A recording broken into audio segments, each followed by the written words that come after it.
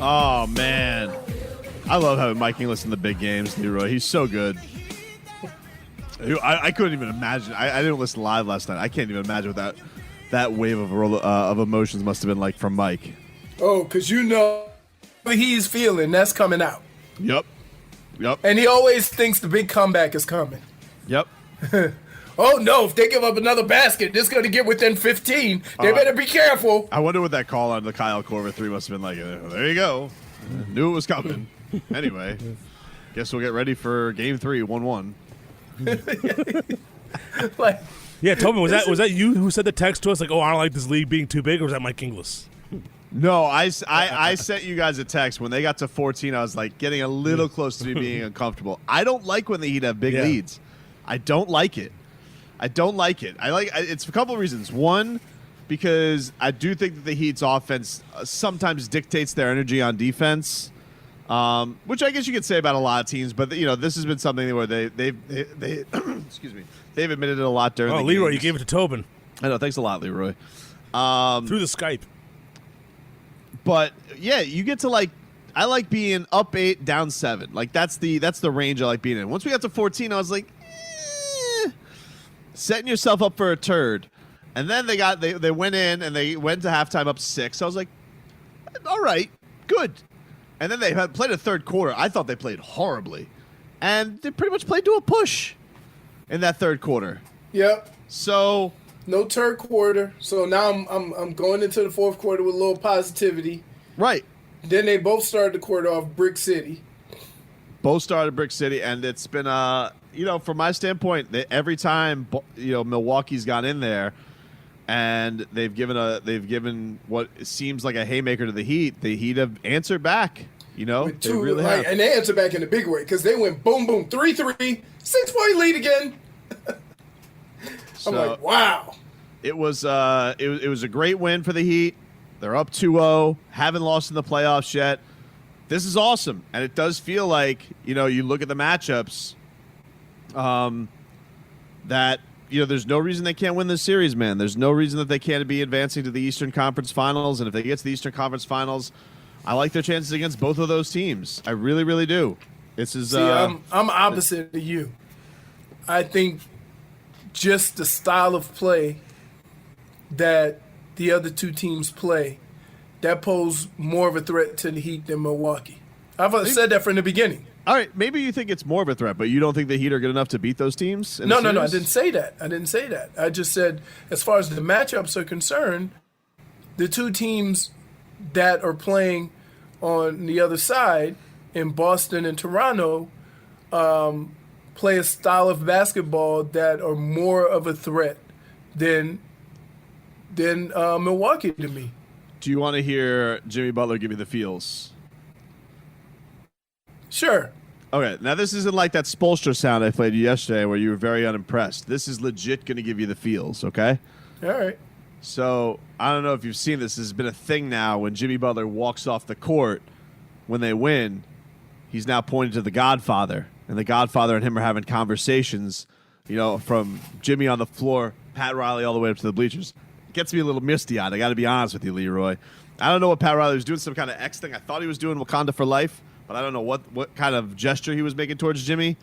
But after the game, he was asked about his relationship with Riles by Taylor Rooks, and this is what Jimmy Butler had to say about him and the Godfather having their exchanges after the game. That's the Godfather, man. That's the OG. A huge reason why I'm here, obviously. But I say it time and time again, he wanted me here, and that's the best feeling, to know that you're wanted in an organization and they want you as a player. They want what you can bring to the table. And he has so much trust and belief in my abilities. It just trickles down the line, man. I'm thankful for him, Spo, all of these knuckleheads I get to hoop with. It's a blessing being here in Miami. Leroy, come on. Match made in heaven, those two. Two peas in a pod. Well, we've said from the beginning that Jimmy Butler fits Heat culture unlike any other free agent that's come here. I mean, there wasn't a whole lot of acclimating Jimmy Butler had to do to get with the Heat program. Definitely not. Definitely not. And you. I just like it. You know, I see Riley up there, and you just see the twinkle in his eye, and I just feel good for the Godfather because there's a lot of you bums out there. I like to call you big threers. All right, you hopped on the bandwagon. All right, thinking this was the cool thing in town, and a lot of you called Riley washed, and a lot of you called him bums and doesn't have it anymore. And look at him now. He is right now standing atop the mountain with a great basketball team. And he's looking down and he goes, I have my pick of the Orcas. That's the Don. That's the Godfather. That's what he's bringing to the table. No. I won't let you do the thing where I get excited and you just dismiss it. I want you to realize, Leroy, all of these bums out there who said that Riley should have been in a nursing home eating tapioca pudding. I heard this. All right, I see you on Twitter. All right? All you people who didn't realize what he was doing, what he was cooking up. Were there missteps along the way? Was letting Dwayne Wade walk and giving big money to Hassan Whiteside, Dion Waiters a huge mistake? Tyler Johnson. Obviously. That was more on Mickey Harrison, all right? That's been reported. That's true. That's true. You're right. Okay. All right. So I just want to let you know how you feel right now. How you feel about what Pat Riley was able to do to this organization. All right? You spoiled brats. You don't even know. You don't even realize what it is. All right? You came out of your onesie with LeBron James on your team. You don't even know what it is to struggle. You don't know what a 15-win season is watching Blake Ahern. You don't know. Do you know what it's like to watch a point guard who looks like Jonathan Zaslow on the Miami Heat? Do you know that pain? You don't know that pain. Zaslow kind of looks like English from was it Utah? Oh, Joe Ingles? Ingles, yeah. Well, look up Blake Ahern. He looks just like Blake Ahern. Hey, losing to the Knicks in the way, playoffs, Allen Houston. You want some Rory news? On Heat Victory Day. Fine. All right. Rory just had his first kid. Oh. Congratulations. Poppy Kennedy McElroy. I don't know what the rules are here, man. His name is Poppy? It's a she. Oh, that's adorable then. Like Poppy the Troll. Really? What? That's the most famous Poppy. No, wait, isn't there a Poppy that's in Law and Order or one of those shows? Her name's Poppy. Not like our Poppy. No. Poppy like, ew, Poppy? Let's get the headlines. This is WAXYAM South Miami and WSFS-FM HD2 Miramar, a radio.com sports station. Which is brought to you by the Orion Fields and Downstairs Convenience Stores. Truly steps beyond convenience. So, of our Heat predictions before the season, I'm officially out. Mine was officially wrong. I said Bucks at 5, and that no longer can happen. Wow, you lost after 2 games, Robbie. Yep. Jeez. Hard times. But now you can't lose a bet. The only way you could lose a bet any faster is if you just said sweep. Do you understand? As far as losing a bet, you have lost the bet quicker in a series than anybody known to man. Somebody says that Inglis almost had a stroke last night. Of course he did. I love it. I love Mike. So now the Heat's next mission, they have to, if they finish this off in 5 or less games, we get to avoid that dreaded conflict of Thursday night with the Canes and UAB, the NFL opener, Texans and Chiefs, and to have possibly the Heat-Bucks Game 6. That's too much conflict. If the Heat can finish the Bucks off in 5 or less games, we could have 1 less game to worry about as far as the conflict is concerned. Wait, so now you went the whole opposite way. Well, look, that prediction's already lost, and I got to focus on the next task at hand. I'm not saying that's what's going to happen. I'm not predicting that the Heat are going to win in 5, but that's what I'm hoping for. Yeah, I might need to go to a Duffy's or something like that. Jeez, it's a lot of screens.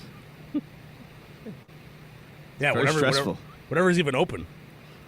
Actually, you probably go to a sports bar and they have cornhole on. That's normally the way these places work. Oh my God! And it's like a battle. It'll be like 3 quarters before they change the channel. Yep. So annoying. Waitress will tell you, "Oh, I'll talk to somebody about it." Will you? Did you guys see somebody text in? Did you see Tyler Hero driving the lane against Lopez? Iverson, I got chills. Even Doris was impressed. We did. We talked about it. I said it was like a Monet. That like it was art. It was beautiful. I mean, he is. I don't want to say crafty, because that move there was very, very athletic. You know what I mean? Mm-hmm. Like it wasn't crafty. It wasn't like a veteran move or anything like that. That was just straight being more of an athlete than the guy that was in front of you. He, he's got some moves, man. He's got some moves. He can contort his body in some weird ways. He's a good rebounder for his size. I mean, he's balled out in every way you could want a 20-year-old to ball out for you. Right. He's 20. He's 20. Think of how many players the Heat have that are making contributions that are under 25. Well, how old is Dunks? I think Dunks is He's 25. Kendrick Nunn is 26. Right? No, Kendrick Nunn's 24. Dunks is 24. Dunks is 26. Dunks is 26. Okay. So we're not going to even count him. Kendrick Nunn, Bam, Derrick and Jones Tyler. Jr. Derrick Jones Jr. Yep. Right. That's crazy. Derrick Jones Jr. Derrick Jones Jr. Let me tell you something. That dude, he walked yesterday onto the hardwood with a lunch pail, and in that lunch pail, he packed himself a gut sandwich. That's what that was yesterday. A gut sandwich? Yup. Did you raise an eyebrow when you saw him coming to the game? I didn't raise an eyebrow. Like, I got the matchups, but when he had 3 fouls in 1 minute, I was like, whoa, boy. No, I was thinking, hey, we got 6 fouls. Now, it's halfway there. The problem is that you didn't have Iggy to put back in. Yes, and he's been in your closing lineup. Right, and so it was a strange thing too, because he didn't bring Jimmy back in until like there was straight up 8 minutes left in the fourth quarter. They've kind of just been rolling with this closing fourth quarter lineup. Well, because he wanted, and he was waiting as long as he could.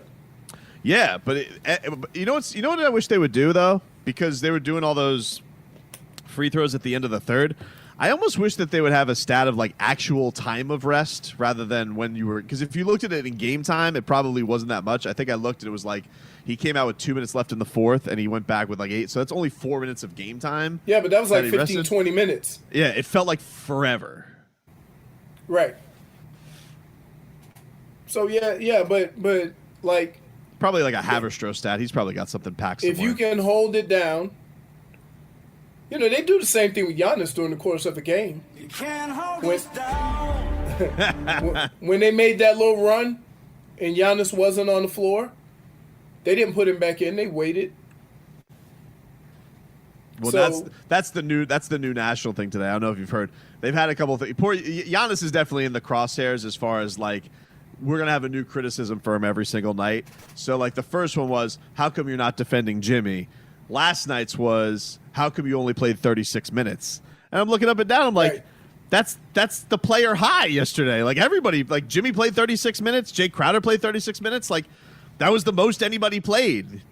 The only person who probably would have played more was Bam if he didn't foul out. Like, again, one of the things that I hate is the dumb narrative, right? So with all that went on in that game, and how that game ended, the one thing they go to is how many minutes. Yeah, they're like, that's bad. This is bad. I know that, but that's the thing. They're going to come up with a new thing for every night. Where it's like I said, I had a problem when they said, "Why isn't Giannis guarding Jimmy?" It's the other thing too is like that's a freak LeBron thing where LeBron would play like 40 minutes in the playoffs. Right. And they're like, well, everybody's got to do it. And then Bam can do it, and so they think that everybody has a guy on their team that can do that. No, they don't. No, they don't. So yeah, I would even find the criticism. Yeah, you got guarding him. Go ahead. We Putined up a little bit. I said, how about the person guarding him do a better job? Or why don't you just admit that in that moment in time, Jimmy was better? Why can't it ever be that? I'll tell you what. Well, I think the thing is that people like to they look at Jimmy, and even Jimmy's like taking him on directly in some possessions, and even Doris, she was like, "Whoa," she went to Spo, and he was like, "Let me get Giannis." That's what they want Giannis to do, and that's not his style. bread and butter, though. Distracted by the TV here. Hot take from Richard Jefferson. I'm sure you follow him on social media. You probably saw it. Hot take. Giannis might be Pippen. There, I said it. He needs his Jordan. Wow. Well, his Jordan's going to be Jimmy Butler. But you know what I'm saying? Like, that's Jimmy's bread and butter. Jimmy, along with Kawhi, came into this league as defenders. And so they have the ability to do that. You're asking a guy where, yeah, he was Defensive Player of the Year, but it wasn't for locking guys down. Mm-hmm. It wasn't for, okay, at the end of the game, I'm going to take Giannis and put him on a guy and he's going to shut him down. He is going to be the guy, though. Like, he's about to, I don't know, are they going to announce this MVP, like, before next game, Robbie, or are they going to make him take this at home? Because or they're going to have to do like it did Dirk, right? Yeah, like, they got to have to go to a local high school to give Giannis this award. Normally this is a second-round thing when he gets the trophy. And it's true. Like, it should be around soon. Like, I actually wouldn't mind it. I would love the fact if the Heat could see Giannis get the MVP right there on the court. Yeah. I would like that. It's just like them, Brandon Ingram getting the award in front of Bam. Like, just give him a little something new every day, because it does have to be hard if you're the Heat. Leroy, as a competitor naturally, do you think it is hard, even with the Heat having areas where they have to improve? Like, they fouled way too many jump shooters yesterday, so there's clearly something they got to focus on. Do you think it's hard, even with since there's no home court swing here, that they can find that same desperation that Milwaukee genuinely just has to play with this next game? Because if they don't, the series is over if they lose this next game. Here's the fine line that everybody has to walk. You want that aggression. You want guys feeling the angst of having to close out on a shooter. But then you want them to pull up. How do you relay that message? Because there's a fine line between contesting the shot and just giving a free shot because you don't want to foul him. So me personally, if I'm Eric Spoelstra, I'm like, be careful, but don't stop. I'll take that aggression. I'll take that that you want it that bad that you're going to do whatever you can to get out to that shooter. Let's try and be careful with that.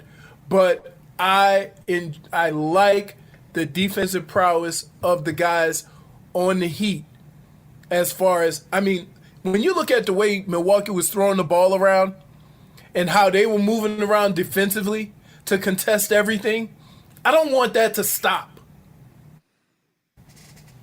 We'll take a quick break. We'll hear a little bit from Eric Spoelstra after yesterday's game. His frustration with some of the tactics that go on with this Fugazi review rule that he has to deal with. If you want to text the show, it's 786-360-0790. We are going to talk to star of Ballers and Black Klansman, John David Washington. He's scheduled to join us. He was scheduled yesterday, so I haven't promoted it as much because I don't want to get duped twice. But we are supposed to talk to him at 9 o'clock. So we'll see. We'll see if it's at 6 o'clock his time, we assume. Yeah, if it's 6 o'clock his time, I don't know. We'll see. I think I got Joey Chestnuted twice. I'm not trying to. That's what it's called now. Yeah.